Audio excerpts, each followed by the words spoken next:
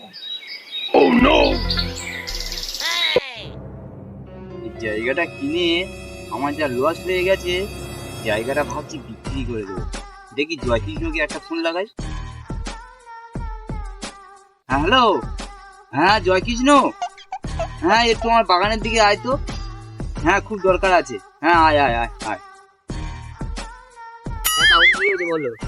হ্যাঁ এসছি বাবু। হ্যাঁ বলছি এই জায়গাটা আমি বিক্রি করে দেবো। হ্যাঁ তোর হাতে কোনো পার্টি আছে? হ্যাঁ আছে।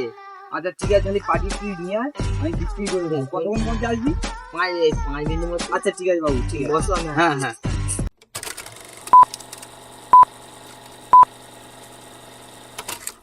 বলে গেছে 5 মিনিটের ভেতরে আসবো, বলেছি সকাল থেকে দূর হয়ে গেল, না খেয়ে দিয়ে বসে আছি, আর এখন পর্যন্ত আসার নামগন্ধ নেই। কত সব চিটিংবাজি।